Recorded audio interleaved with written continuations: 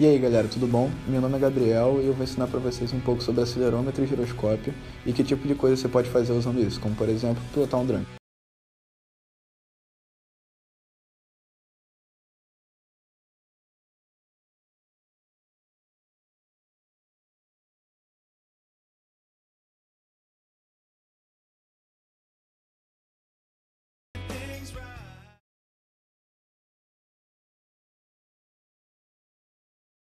Vamos começar falando um pouquinho sobre o acelerômetro.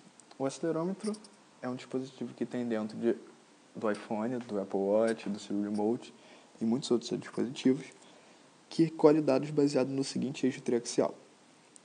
O eixo X é da direita para a esquerda, o eixo Y de cima para baixo e o eixo Z tem o seu sentido positivo orientado para a parte de trás do iPhone.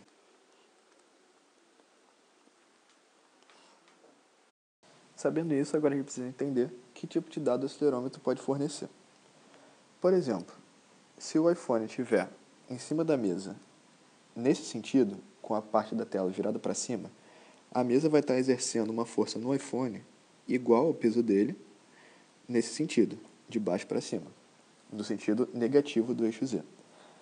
Então, quando pegarmos os dados, o eixo X vai retornar aproximadamente zero, o eixo Y também, e no eixo Z ele vai retornar aproximadamente menos 1.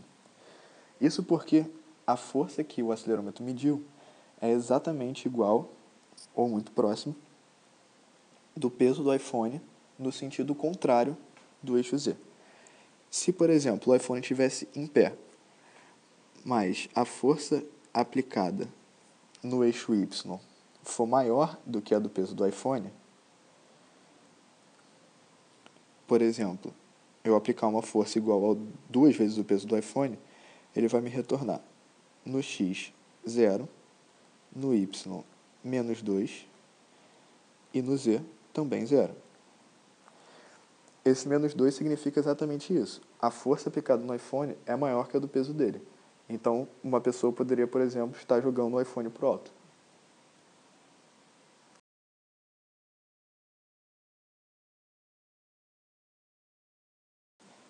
Diferente do acelerômetro, que mede força, o giroscópio mede velocidade de rotação. É baseado nos mesmos eixos triaxiais, o x, y, z, com os mesmos sentidos positivos, mas ele precisa do sentido de rotação. O sentido de rotação do eixo x positivo é esse, para o eixo z esse, e este é o sentido positivo de rotação do eixo y.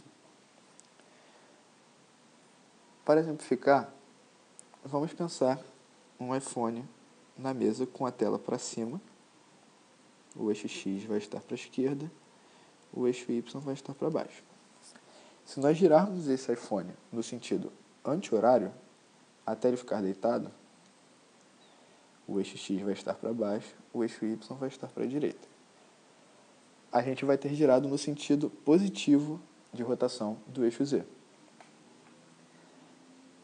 Então, se a gente colher o dado no momento que ele estava em pé e depois no momento que ele estava deitado, ele vai retornar os seguintes valores. Para X, ele vai ter rotacionado zero, ou seja, ele não girou ao redor do eixo X.